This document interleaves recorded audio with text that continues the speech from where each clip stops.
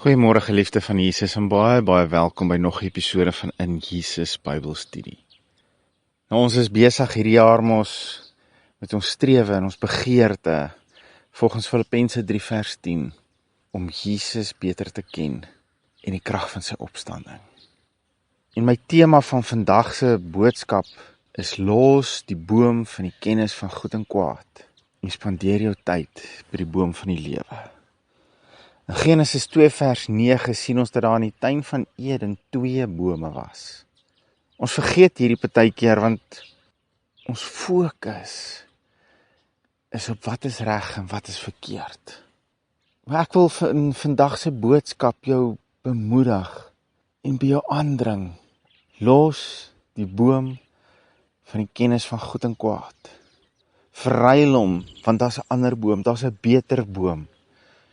Die boom van die lewe. Genesis 2 vers 9 sê vir ons, en die Here God het allerlei bome uit die grond laat uitsprei, begeerlik om te sien en goed om van te eet. Ook die boom van die lewe in die middel van die tuin en die boom van die kennis van goed en kwaad.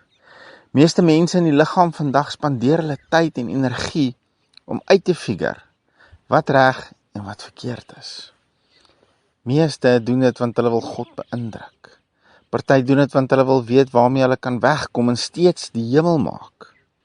Ander doen dit om te wys hoe slim hulle is en hoeveel kennis van die skrif hulle het dat hulle nou hierdie nuwe waarheid en sonde kon raak sien. Geregtigheid voor God is nie hoe goed en hoe vlekloos jy is nie. Geregtigheid voor God is oor hoe vlekloos jou lam is. Die hele Ou Testamentiese offerstelsel gaan oor die lam wat die straf dra vir jou foute en jy wat word wat die lam was. As jy by die hoëpriester opgedaag het sonder 'n lam, het jy 'n massive probleem gehad. So, in jou strewe en soeke na geregtigheid voor God, as jy vandag voor hom opdaag sonder Jesus, maak dit nie saak hoeveel kennis van goed en kwaad jy het nie, jy het 'n massive probleem. Net so is lewe nie al die kennis van wat reg en wat verkeerd is nie. Wat is sonde en wat nie? Lewe is kennis van Jesus, want hy is die lewe. En is dit nie ons strewe hierdie jaar om kennis van Jesus op te doen nie? In Johannes 14 vers 6 sê Jesus, ek is die weg en die waarheid en die lewe. Hier verwys Jesus na homself as daai boom, die boom van die lewe.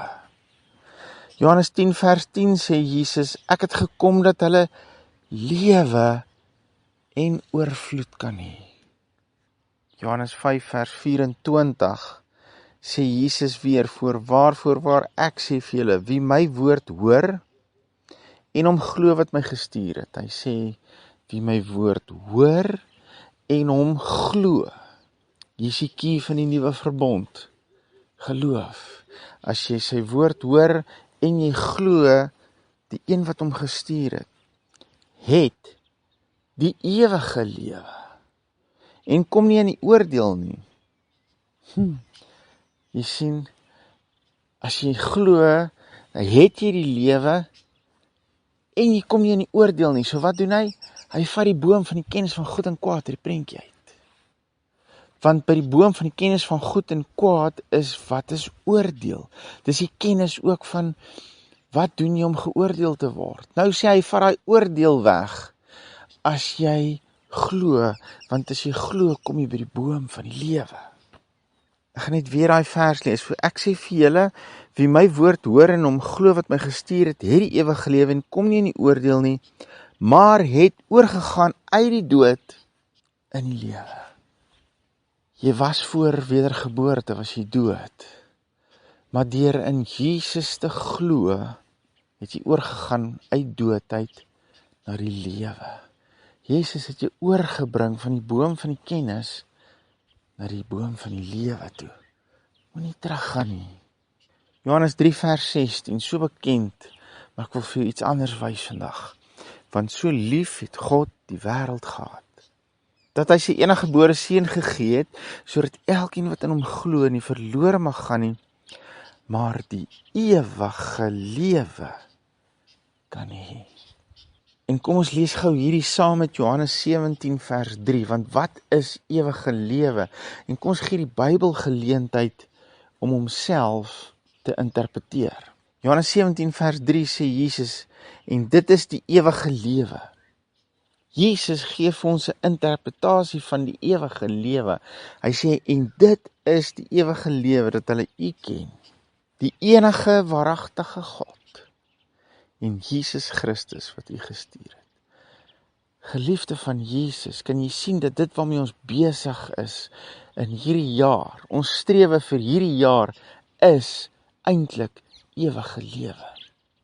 Want om God te ken, en Jesus wat hy gestuur het, is ewige lewe. Dis volgens Jesus se interpretasie van ewige lewe. Ewige lewe is nie 'n tydperk nie, maar dis 'n toestand van intieme verhouding met die God van hemel en aarde, en sy seun, die boom van die lewe. Ek ontken glad nie dat daar dinge is wat reg is en dinge wat verkeerd is nie. Dit is so. Maar ek spandeer nie my tyd en my fokus daar nie. Ek spandeer eerder my tyd by die boom van die lewe, om hom te leer ken, en om ons verhouding te koester. Dan sal ek outomaties doen wat reg is, en die dinge wat verkeerd is, sal van self afval. Ek wil gou my getuienis vertel van hoe ek ophou drink het, net om vir jou 'n voorbeeld te gee.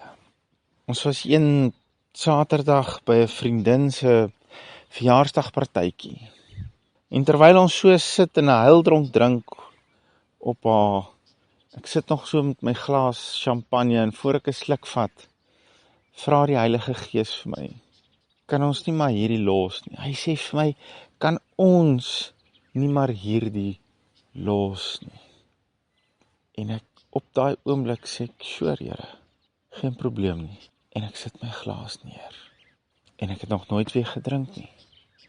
Nou, ek hoor my asseblief mooi, ek het niks teen drank nie.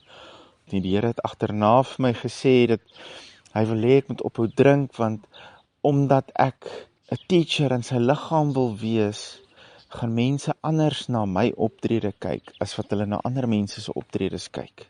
En die feit dat ek ook drink, kan iemand wat 'n probleem het met alkohol, laat struikel. Maar die feit dat ek nee sê vir drank, kan iemand wat 'n probleem het met alkohol, help om ook nee te sê.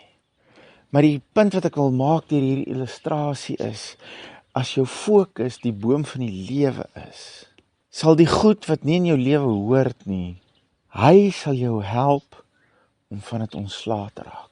Hy sal jou help om daarmee te deel. 2 Korintiërs 3 vers 18, ons het al oor hierdie vers gesels, maar ek gaan hom net weer vir jou gee. En terwyl ons almal met onbedekte gesig, soos in 'n spieël, die spieël is die woord van God, die heerlikheid van die Here aanskou. As ons in die spieël die heerlikheid van Jesus aanskou, word ons van gedaante verander na dieselfde beeld. As ons by die boom van die lewe tyd spandeer, word ons verander na die beeld van die boom. As ek my tyd spandeer by die boom van die kennis van goed en kwaad, gaan my lewe nie verander na die heerlikheid van die boom van die lewe nie. Daai boom gaan my opgeblaase maak. Daai boom gaan my judgmental maak en godsdienstig en veroorsaak dat ek onmin in die liggaam saai. Ek wil vandag vir jou sê, as daar iemand in die liggaam is wat besig is om onmin te saai in die liggaam, kyk waar spandeer hy sy tyd en sy fokus. Onmin in die liggaam van Jesus kom nie van die boom van die lewe af nie. Daar's geen krag by die boom van die kennis van goed en kwaad om jou te verander nie.